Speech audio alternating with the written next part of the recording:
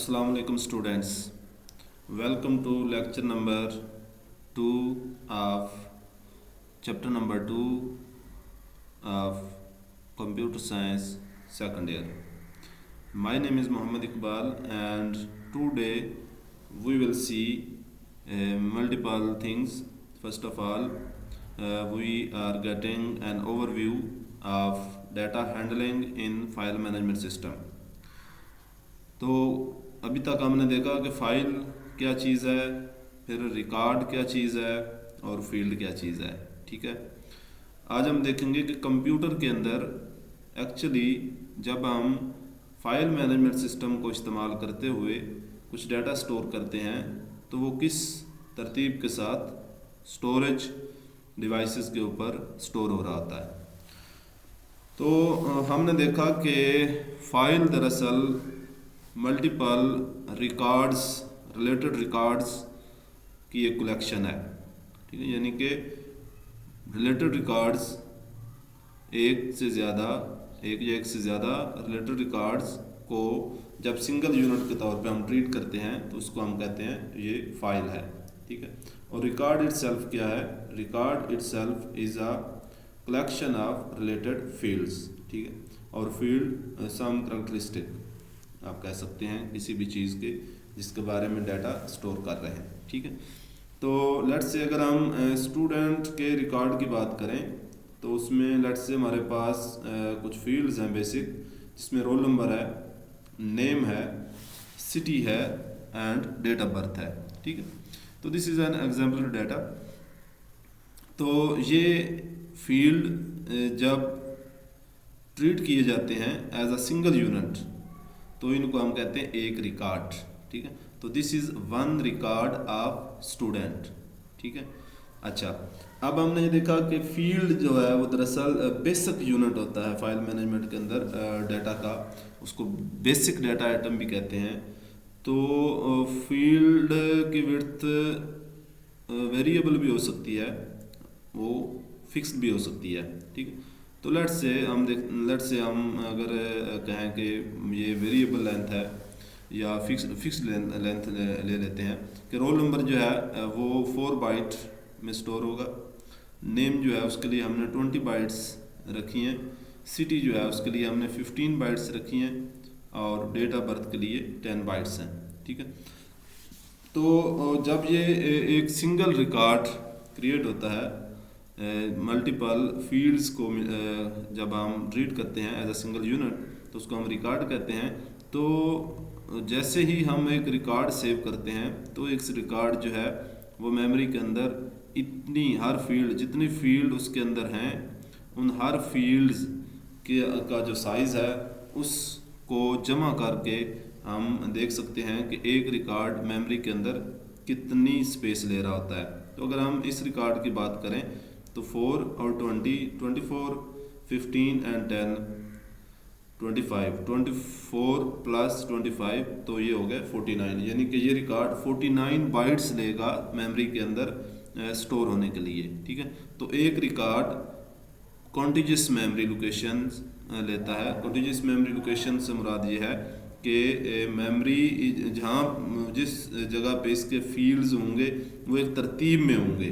ठीक है, यानी कि पहले 4 बाइट्स रोल नंबर, फिर अगली 20 बाइट्स नेम, फिर अगले 15 बाइट्स सिटी और फिर आगे 10 बाइट्स डेट ऑफ बर्थ। ठीक, तो इस तरह से एक रिकॉर्ड स्टोर होगा। फिर इसी तरह से नेक्स्ट रिकॉर्ड जो है वो किस जगह पे होगा तो वहाँ पे भी इसी तरह से वो कंटिन्यूस में उसके फील्ड जो है वो कंटिन्यूस मेमोरी ले रहे होंगे। फिर तीसरा रिकॉर्ड, फिर चौथा हो, तो इस तरह से पूरी फाइल का जो डाटा है वो मेमोरी के अंदर स्टोर हो रहा होता है। ठीक है, तो जब हमने इसको एक्सेस करना होता है, इसको देखना होता है, तो यानी कि एप्लीकेशन प्रोग्राम को लिखा है जिसने फाइल का कंटेंट देखना है, तो हम उस फील्ड के नेम से, ठीक है ना, फील्ड का नेम हम देते हैं। ठीक है, रिकॉर्ड नंबर मेंशन करते हैं और फील्ड का नेम मेंशन करते हैं, तो वहाँ से पे जो डाटा होता है उस फील्ड के अगेंस्ट, उस रिकॉर्ड में उस फील्ड के अगेंस्ट जो डाटा होगा वो हमें अवेलेबल हो जाता है। ठीक है, तो इस तरह से फाइल मैनेजमेंट सिस्टम काम कर रहा होता है। ठीक, नेक्स्ट जो चीज़ हमने देखनी है वो है रिलेशन या टेबल। तो अभी तक हमने फ़ाइल के बारे में बात की, अब हम शिफ्ट हो रहे हैं डेटाबेस के कॉन्टेक्स्ट में, ठीक है। इन द लेट 1960s में the researcher gave the idea of using relational database instead of traditional file structure. तो रिलेशनल डेटाबेसेस का कॉन्सेप्ट 1960s में आया। उस वक्त कुछ रिसर्चर्स ने ये आइडिया दिया कि फ़ाइल सिस्टम के अंदर चूँकि काफ़ी सारी खामियां हैं, इसके काफ़ी सारे डिसएडवांटेजेस हैं, तो अगर हम रिलेशनल डेटाबेसेस की तरफ मूव हो जाएं तो उन डिसएडवांटेज को हम अवॉइड कर सकते हैं, ठीक है। They gave the idea of defining a file as a 2 dimensional array और टेबल। तो उन्होंने कहा कि फ़ाइल पहले तो हम सिंपल रिकॉर्ड रख रहे हैं फील्ड के अगेंस्ट, तो इसके बजाय अगर हम फाइल इस तरह की बना लें कि वो 2 डायमेंशनल हो, जिस तरह से टेबल होता है। टेबल में क्या होता है, रोज़ होती हैं, कॉलम्स होते हैं, ठीक है। तो वो 2 डायमेंशनल एक स्ट्रक्चर है, ठीक है। तो इस तरह का फिर आइडिया दिया गया कि फ़ाइल को इसमें कन्वर्ट किया जाए।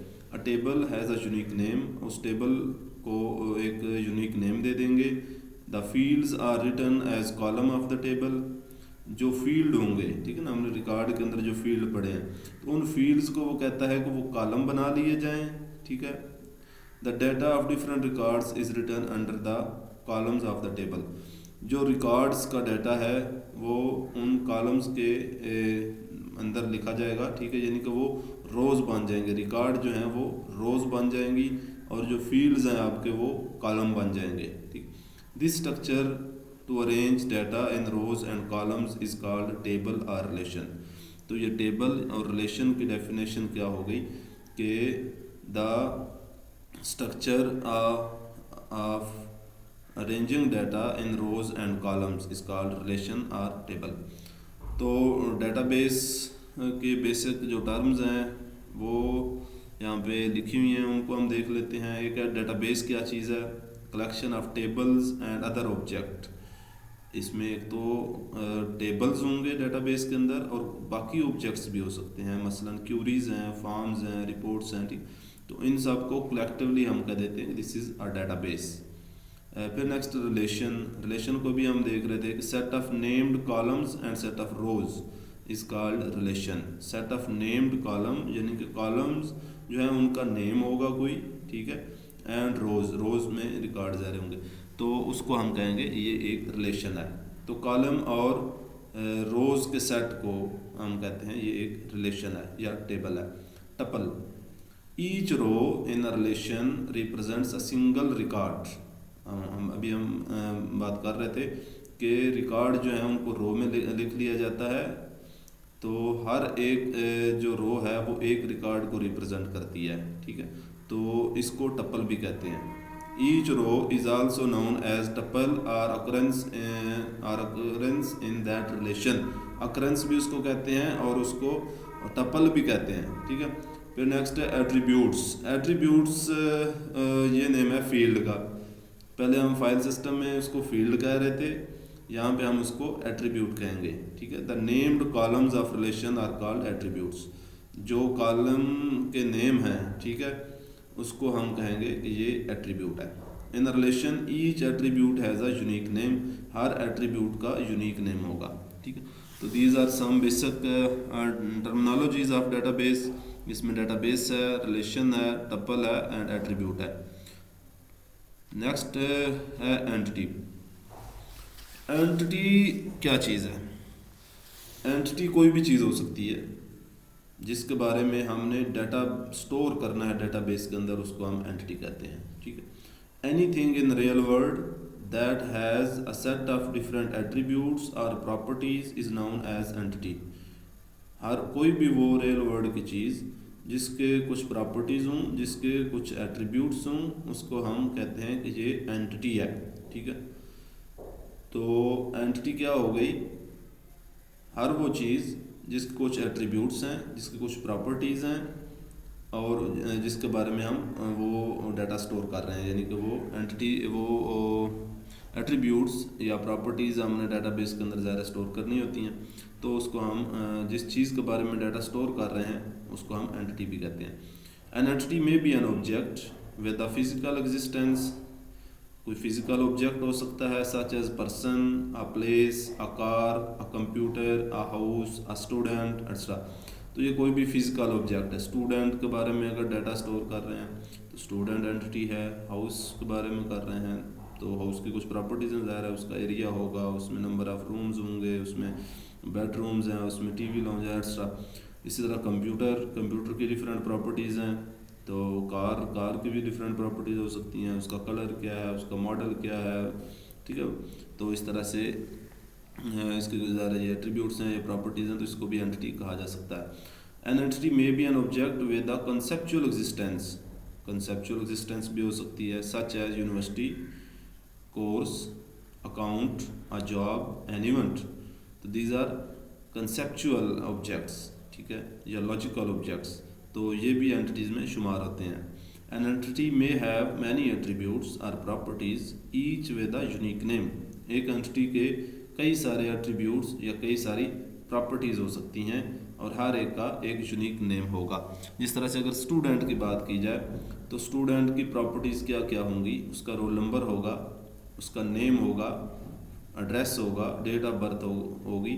तो इसी तरह से और भी उसमें ज़्यादा प्रॉपर्टीज़ हो सकती हैं। तो पहली बात तो यह है कि जितनी भी उसकी प्रॉपर्टीज़ हैं, जितने भी उसके एट्रीब्यूट्स हैं, उन सब का नेम जो है वो यूनिक होगा, ठीक है।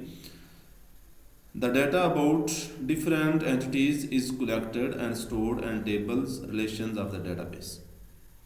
अच्छा, एंटिटीज़ के जितने भी एट्रीब्यूट्स हैं वो हम डेटाबेस के अंदर स्टोर करते हैं।